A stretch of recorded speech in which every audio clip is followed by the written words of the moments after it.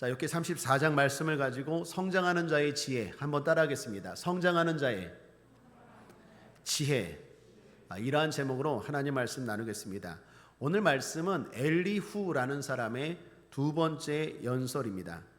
엘리후라는 사람은 부수 사람 바라겔이라는 사람의 아들입니다. 그는 욥이 엘리바스 빌닷 소발 세 친구와 논쟁할 때부터 함께 있었습니다. 그런데 대화에는 끼어들지 않고 오랫동안 듣기만 했습니다.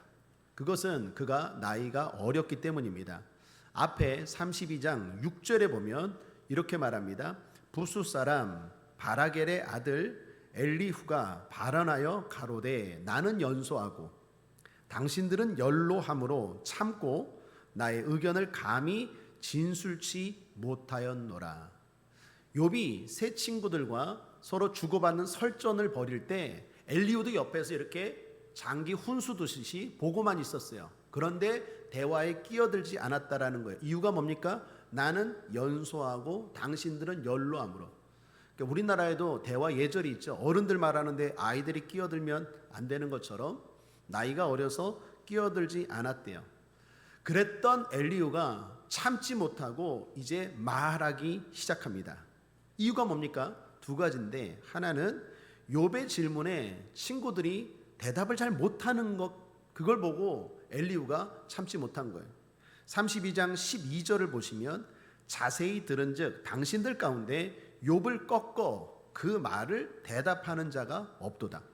세 사람이 욥과 설전을 벌이는데 그 욥의 질문에 대해서 세 사람이 제대로 답변을 못하는 거예요. 그걸 보고 있는, 쉽게 말하면 우리 장기 훈수 두는 사람이 더 잘 보이잖아요.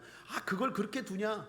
이런 것처럼 참다 못해서 자기가 두는 것처럼 엘리후가 듣고만 있다가 왜 그 답변을 못하니? 라고 해서 대화에 끼어들기 시작한 거예요. 말하기 시작한 겁니다. 또 하나는 하나님에 대해서, 진리에 대해서 오해하고 있는 욥과 세 친구들에게 대해서 엘리후 마음에 성령께서 계속 압박을 하는 거예요. 여러분, 우리도 이 땅을 살아가면서 그런 적 있잖아요. 사람들이 하나님에 대해서 오해하고 하나님의 교회, 또 하나님의 성도, 이런 거에 대해서 막 오해할 때 그건 아닌데 막 내 안에 성령께서 막 말하고 싶은 그런 열정들, 그런 것들 있잖아요. 엘리후도 그런 마음이었어요. 32장 18절을 보면 내게 말이 가득하고 내 심령이 나를 강박함이니라. 내 안에 말이 가득하고 내 심령을 성령이 어떻게 해요? 강박함이니라. 자꾸 말하게 막 밀어붙이는 거예요. 그래서 엘리후가 이제 말하기 시작합니다. 그게 32장부터. 그런데 한번 말하기 시작하니까 이게 본물 터지듯이 쭉 이야기하는 거예요. 그래서 32장부터 37장까지가 엘리후라는 사람의, 이 젊은 사람의 말입니다. 자, 오늘 32장부터 시작된 엘리후의 말이 계속되고 있는데, 오늘 34장에 우리가 읽었던 이 엘리후의 말을 크게 두 단락으로 나누어서 좀 살펴볼 수 있겠습니다. 하나는 엘리후가 하나님에 대해 하는 말, 또 하나는 욥에 대해서 하는 말입니다. 하나님에 대해 하는 말은 10절부터 28절까지 중간이에요. 그리고 앞뒤로 욥에 대해 하는 말입니다. 1절부터 9절까지가 욥에 대해 하는 말, 29절부터 끝절까지가 또 욥에 대해 하는 말. 가운데 하나님에 대해서 하는 말이고 양쪽으로는 욥에 대해서 엘리후가 하는 말로 나눌 수 있겠습니다. 오늘 방금 읽은 34장을. 자, 먼저 엘리후가 하나님에 대해서 어떻게 하는 말하고 있는지 한번 몇 가지만 살펴보죠. 10절 12절 함께 읽어보겠습니다. 시작. 그러므로 너희 총명한 자들아 내 말을 들으라. 하나님은 단정코 악을 행치 아니하시며 전능자는 단정코 불의를 행치 아니하시고 사람의 일을 따라 보응하사 각각 그 행위대로 얻게 하시나니 진실로 하나님은 악을 행치 아니하시며 전능자는 공의를 굽히지 아니하시느니라. 여러분, 이 말이 맞습니까? 틀립니까? 맞죠? 하나님은 공의롭다라는 얘기예요. 100% 공감합니다. 그러므로 우리는 이 땅을 살면서 하나님의 공의를 믿어야 됩니다. 그 말은 선하게 살면서 낙심하지 마십시오. 하나님은 공의로우십니다.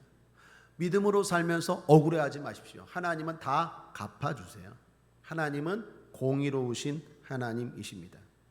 믿음으로 살면서 헛되다고 생각하지 마십시오. 특별히 제가 주일 저녁 예배 드리는 분들 늘 격려하지 않습니까? 여러분들의 봉사, 헌신, 예배 절대로 헛되다고 생각하지 마십시오. 왜요? 하나님은 공의로우세요. 믿습니까? 또 하나, 미래를 생각하면서 항상 오늘을 살아야 됩니다. 왜요? 하나님은 공의로우시기 때문에. 당장 내가 하는 것 하나님이 안 갚아주는 것 같지만 나중에 반드시 다 갚아주세요. 그래서 제가 누누이 말하잖아요. 현재는, 오늘은 심는 삶이라고. 내가 오늘 선을 심으면 선을 거둡니다. 사과를 심으면 사과 나무가 열매가 맺는 것처럼, 내가 포도를 심으면 포도나무가 열매 맺는 것처럼 심은 대로 거둡니다. 그래서 성경 갈라디아서 6장 7절에 뭐라고 말합니까? 스스로 속이지 말라. 하나님은 만으로 여김을 받지 아니하시나니 사람이 무엇으로 심든지 그대로 거두리라. 왜요? 하나님은 공의로우시기 때문에. 하나님 공의로우십니다. 믿음으로 살면서, 선하게 살면서 억울해할 필요도 없고 낙심할 필요도 없어요. 하나님은 공의롭게 판단하시고 거두게 하실 줄 믿습니다. 우리는 선을 심어야 되겠어요. 여러분, 야곱을 보십시오. 구약 성경에 야곱을 보면 야곱이 아버지를 속이죠. 아버지를 속이고 자기가 장자권, 축복권을 빼앗잖아요. 형인 것처럼 속여서. 속임을 심었어요. 그랬더니 나중에 어떻게 됩니까? 자식들이 야곱을 속이죠.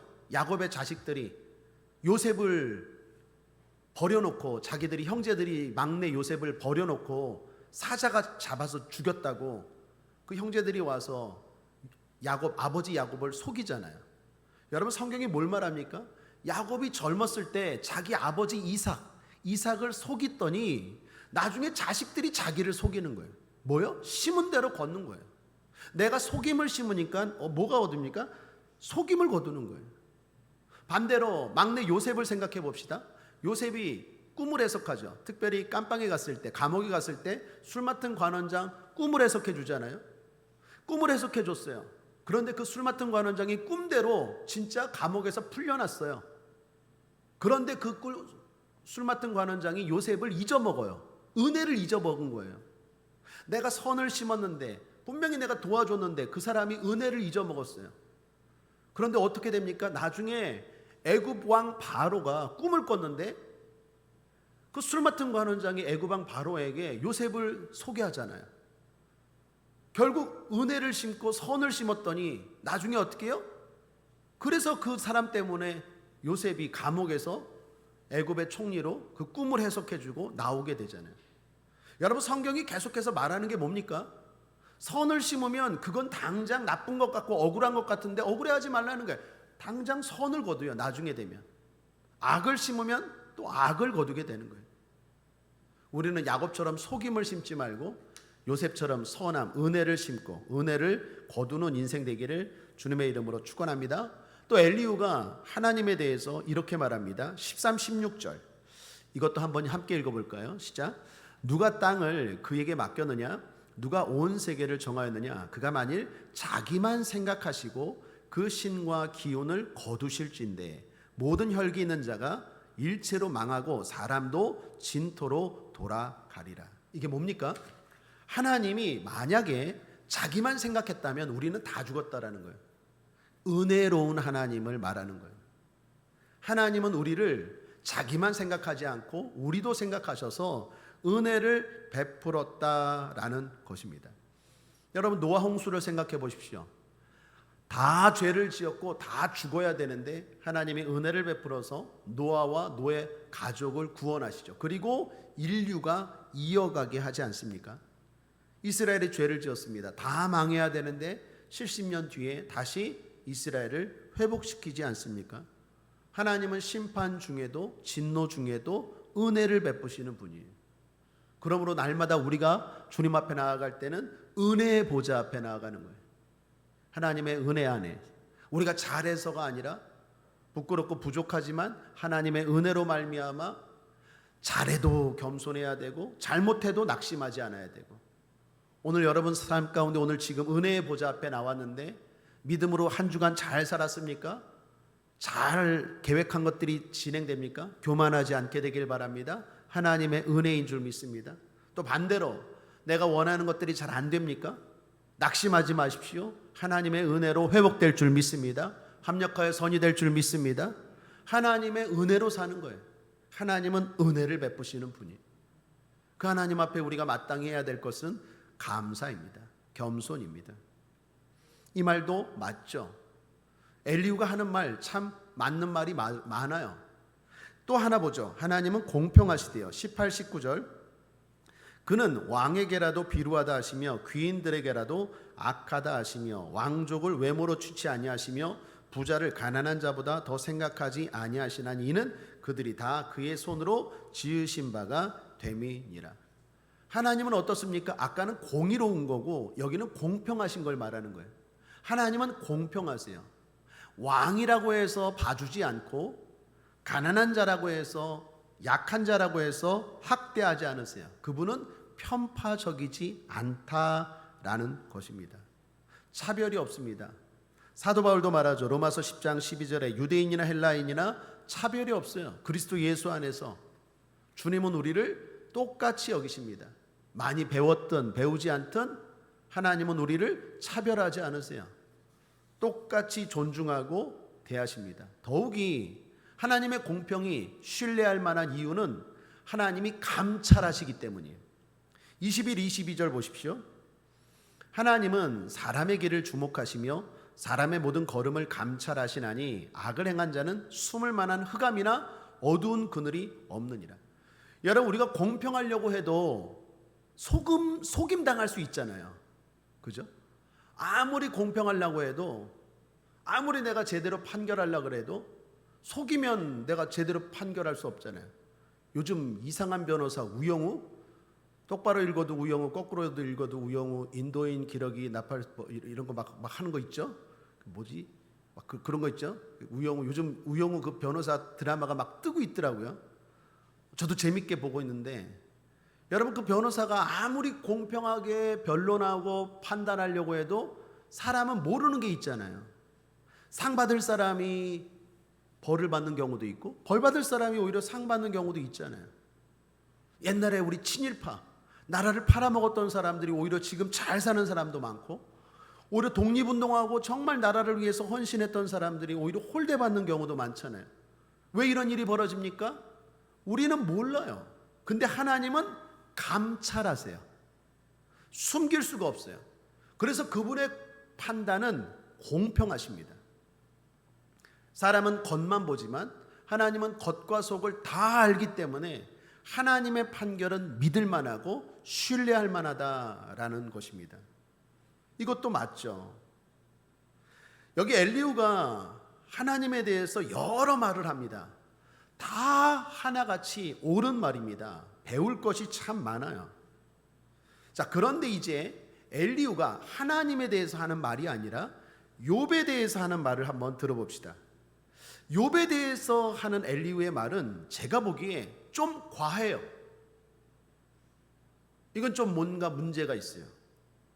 일단 엘리후가 욥이 이전에 했던 말을 문제 삼습니다. 6절을 한번 보실까요? 함께 읽어보겠습니다. 시작. 내가 정직하나 거짓말쟁이가 되었고 나는 허물이 없으나 내 상처가 낫지 못하게 되었노라 하니. 지금 엘리후가 말하는 거예요. 네가 이전에, 욥 보고 말하는 거예요. 네가 이전에 난 정직하다, 난 허물이 없다, 그런데 난 고통을 당하고 상처를 입었다라고 말했대요. 네가 어떻게 정직하고 의롭다고 말하느냐라고 책망하는 거예요. 여러분, 욥이 이런 말을 한 적이 없어요. 물론 비슷한 말을 한 적이 있습니다. 앞에 욥기 27장에 보면 욥기 27장에서 욥이 이런 말을 했지만 그때 이런 말을 한 것은 하소연이었어요. 내가 아무 죄가 없다, 나는 깨끗하다라고 말한 게 아니라 이런 고통을 당할 만한 죄는 짓지 않았다라는 취지로 억울해서 답답해서 하소연했던 말이에요. 그런데 엘리후가 그 말을 딱 집어갖고 하는 말이에요. 네가 이전에 그런 말 했지, 너 틀렸어, 너 나빠, 하는 이야기입니다. 그러면서 또 이렇게 말합니다. 7절에서 9절입니다.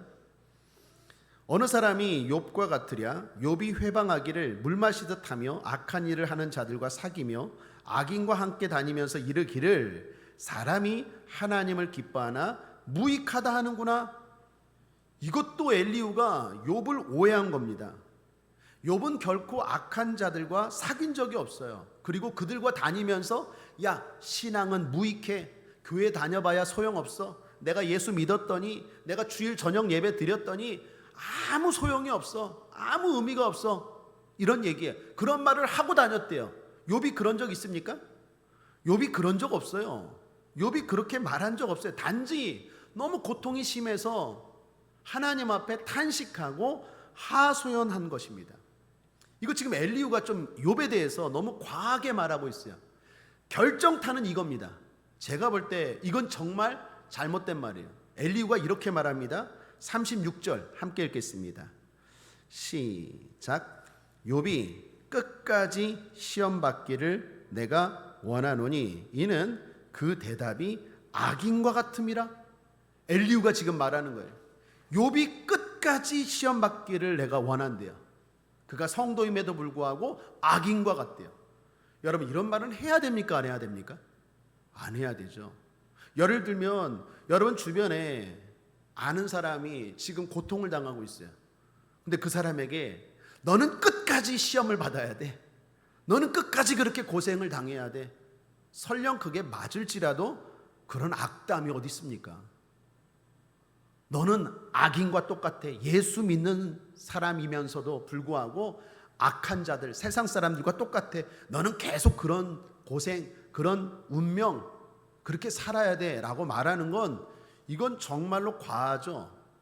잘못된 말입니다. 이런 부분 때문에 사실 신학자들 가운데 논쟁이 많아요. 이 엘리후를 어떻게 봐야 될지. 이 사람이 좋은 사람인가 나쁜 사람인가. 이런 부분에 대해서 어떤 신학자들은 말합니다. 어떤 목사님들은 엘리후는 틀렸다. 아무리 그래도 이런 말을 할 수 있느냐. 엘리후는 틀린 사람, 나쁜 사람, 욥의 세 친구들과 똑같이 부족한 사람, 이렇게 말하는 사람들이 있어요. 또 반대로 신학자들과 목사님들 가운데는 엘리후는 그래도 옳은 사람이다. 왜요? 나중에 욥기 뒤에 보면 하나님이 엘리후에 대해서는 책망하는 장면이 없어요. 욥의 세 친구들 엘리바스, 빌닷, 소발은 책망하지만 엘리후는 책망하지 않아요. 자 봐라, 하나님도 엘리후가 한 말에 대해서는 책망하지 않지 않느냐. 엘리후는 옳은 사람이다. 자, 여러분께 질문합니다. 여러분이 볼 때 엘리후는 옳은 사람입니까? 틀린 사람입니까? 아니면 세 번째, 졸린 사람입니까? 밥 먹으니까 졸립죠. 엘리후는 옳은 사람일까요? 틀린 사람일까요? 제가 볼 때는, 제 생각은 둘 다 맞아요. 여러분 생각해 보십시오. 완벽한 사람 있습니까? 없어요. 하나님에 대해서 엘리후가 한 말도 맞고 욥에 대해서 잘못 말한 것도 맞아요. 제가 오늘 말씀드리고 싶은 건 이거예요. 오늘 34장을 묵상하면서 드는 생각은 이거예요. 엘리후는 기본적으로 좋은 사람이고 똑똑한 사람이고 믿음의 사람인 건 맞아요. 확실해요. 왜요? 앞서 말한 것처럼 하나님이 엘리후는 나중에 책망하지 않아요. 엘리후가 했던 말에 대해서는 꾸짖음이 없어요. 그걸 봐도 엘리후는 그래도 믿음이 좋은 사람. 물론 과한 면이 있어요. 아까 욥에 대해서 그렇게 함부로 말하는 건 분명히 실수고 실언이에요. 자, 제가 주목하는 건 이거예요. 욥이 엘리후에 대해서 어떻게 반응해야 될까요? 너 나에게 그런 말 할 수 있어? 엘리후 너마저 나를 그렇게 말할 수 있어? 하면서 배격한다면 욥은 성장하는 사람이 아니에요. 욥이 어떻게 반응해야 될까요? 네가 그런 실언들은 하지만 그래도 네 말은 들을 만한 게 맞네 라고 생각하고 어떻게 해요? 더 가까이 할 때 욥은 더 큰 사람이 되는 거예요. 여러분, 오늘 제가 드리고자 하는 말씀의 핵심은 여기서부터입니다. 우리가 이 땅을 살아가면서 여러분 주변에 만나는 사람들 하나님이 붙여준 사람들이에요. 믿습니까?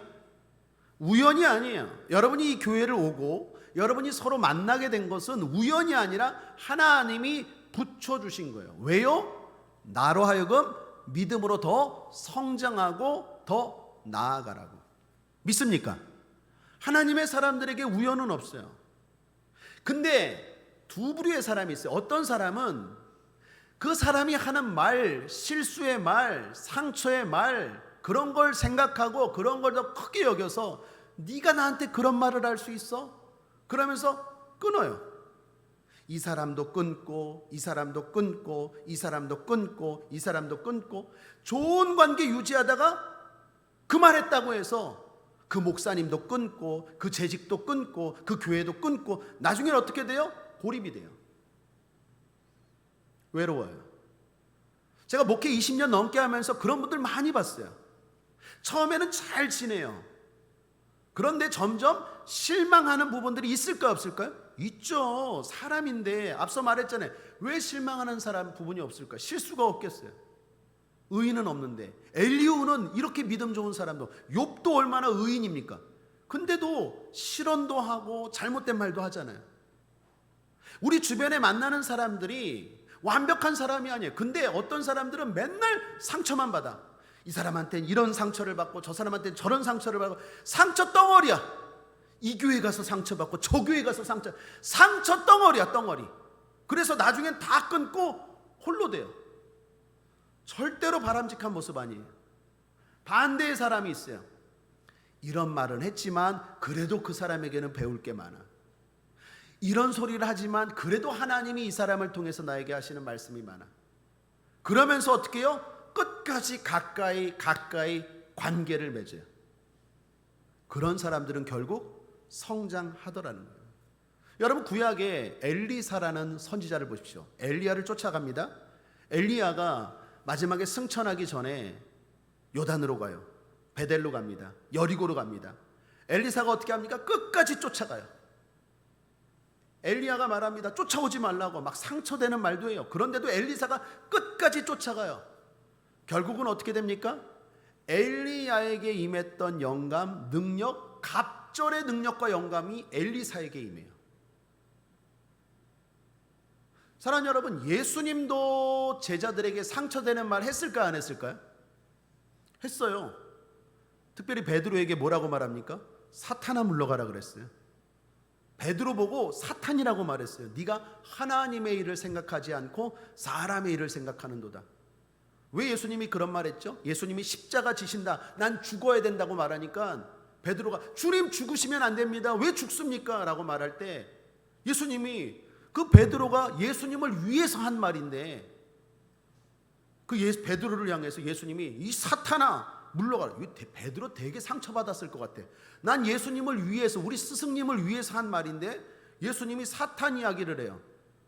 만약에 베드로가 어떻게 나한테 사탄이라고 말해? 상처받았어. 그리고 떠나버리면 예수님도 끊어버리는 거예요. 제가 요즘 TV 프로그램을 보면서 그런 생각을 해요. 사람들이 상처가 많아요. 이 관찰 예능인가요? 관찰 프로그램인가요?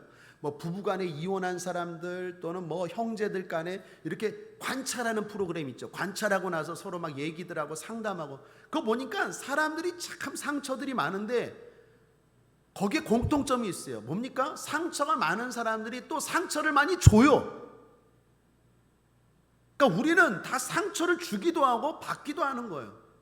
근데 문제는 뭐냐? 문제 있는 사람들은 상처가 있을 때마다 끊어버려요.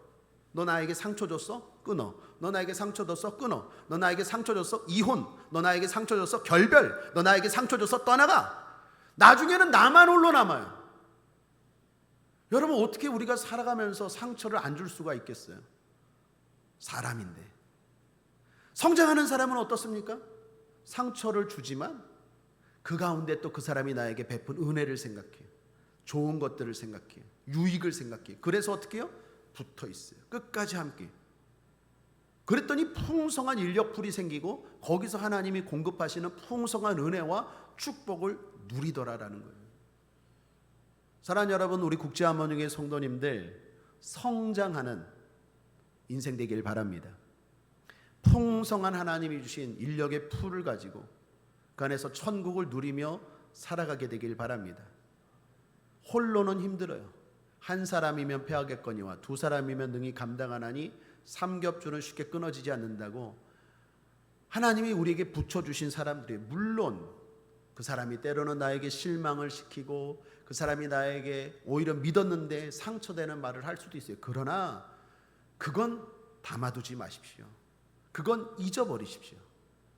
그리고 그 사람이 베푼 은혜들을 기억하고 그 사람이 나에게 더 준 유익을 생각하고 더 나아가 그 사람을 통해서 나에게 말씀하실 하나님을 생각하고 가까이 할 때 여러분은 항상 배우는 사람이 되고 성장하는 사람이 되고 성숙한 사람이 되어서 많은 하나님의 복과 또한 은혜를 경험하게 될 줄 믿습니다. 이게 나이가 들어가면서 바뀌는 것 같아요. 특별히 젊은 사람들이 이거 잘하는 것 같아요. 절교 끝냈어. 나이가 들어가면서 점점 어떻게 해요? 연륜이 생기는 것 같아요. 신앙도 마찬가지인 것 같아요. 초신자일수록 자꾸 끊어버리고 배격하고, 그런데 신앙이 점점 성숙해질수록 그럴 수 있어, 그럴 수 있어, 그럴 수 있지. 한번 따라하겠습니다. 그럴 수 있어, 그럴 수 있지. 가족 간에도, 부모 자식 간에도, 형제 간에도, 성도 간에도. 그러면서 더 가까이 할 때 우리는 하나님이 예비하시는 큰 축복과 승리를 누리게 될 줄 믿습니다. 마귀는 분열케 합니다. 하나님은 하나 되게 하십니다. 마귀의 괴계에 속지 않고 늘 하나 되기를, 어떤 상처, 어떤 문제에도 불구하고 하나 되는 성령의 사람, 특별히 성장하는 축복의 사람 되기를 주님의 이름으로 거듭 축원합니다. 기도하겠습니다. 하나님 아버지, 감사합니다. 오늘도 우리를 사랑하시고 축복하시니 감사합니다. 하나님, 우리 성도들 하나님이 우리를 붙여주시고 하나 되게 하신 줄 믿습니다. 하나님, 서로 위로하고 격려하고 힘을 모아서 하나님 나라 영광과 뿐만 아니라 축복과 상급의 주인공 되는 우리 모두가 되게 하여 주옵소서. 때로는 실수하고 때로는 상처 주고 넘어질지라도 하나님 아버지, 마귀에게 속지 않게 하시고 더 가까이 더 하나 되고 하나 되는 가정, 구역, 또한 모임, 또 팀, 또한 우리 교회 되게 하여 주시옵소서. 분열케 하는 원수사탄 마귀 예수 이름으로 명하노니 떠나갈지어다. 상처에 묶이게 만드는 원수사탄 마귀 예수 이름으로 명하니 물러갈지어다. 서로 실수를 용납하고 이해하며 사랑하며 살아가는 천국 백성들 되게 하여 주시옵소서. 감사드리며 예수님의 이름으로 축복하고 기도했습니다. 아멘.